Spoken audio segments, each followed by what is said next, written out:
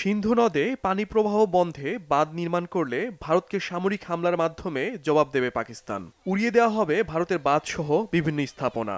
শুক্রবার জিও নিউজকে দেয়া এক সাক্ষাৎকারে এই হুঁশিয়ারি দেন পাকিস্তানের প্রতিরক্ষা মন্ত্রী খাজা মোহাম্মদ আসিফ। বলেন, বন্দুকের গুলি বা কামানের গোলা ছুড়লেই আগ্রাসন হয় না। সিন্ধু নদের পানি প্রবাহ বন্ধ করে দেওয়াও এক প্রকার আগ্রাসন। এতে লাখো মানুষের মৃত্যু হবে। আসিফ বলেন, এখনো পরিস্থিতি স্বাভাবিক হয়নি, যে কোনো সময় যুদ্ধ শুরুর আশঙ্কা করছেন তিনি। ভারত সাফ জানিয়ে দিয়েছে, পাকিস্তানকে পানিতে মারবে ভারত। এক বিন্দু পরিমাণ পানিও পাকিস্তানকে দেওয়া হবে না।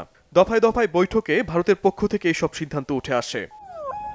পেহেলগামে ২৬ পর্যটক হত্যাকাণ্ড ইস্যুতে পাকিস্তান সিন্ধু নদের পানি বন্টন চুক্তি স্থগিত, দূতাবাস থেকে কূটনীতিকদের ফিরিয়ে আনা, ভারতে অবস্থানরত পাকিস্তানিদের ভিসা বাতিল সহ বিভিন্ন পদক্ষেপ নেয় নয়াদিল্লি। এরপরই পাকিস্তানও পাল্টা জবাবে নিজেদের স্থল ও আকাশসীমা বন্ধ, পাকিস্তানে অবস্থানরত ভারতীয়দের ভিসা বাতিল, দ্বিপাক্ষিক বাণিজ্য স্থগিত সহ একাধিক পদক্ষেপ নেয়। এতেও ক্ষান্ত হয়নি দেশ দুটি। সামরিক মহড়ার প্রস্তুতি নিচ্ছে পাকিস্তান ভারত। দোষারোপ ও পাল্টাপাল্টি হুমকির মধ্য দিয়ে প্রতি মুহূর্তে বাড়ছে হামলার ঝুঁকি।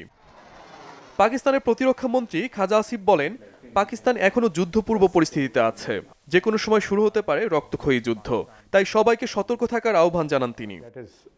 শহীদ Arafat, Bangla vision, news desk.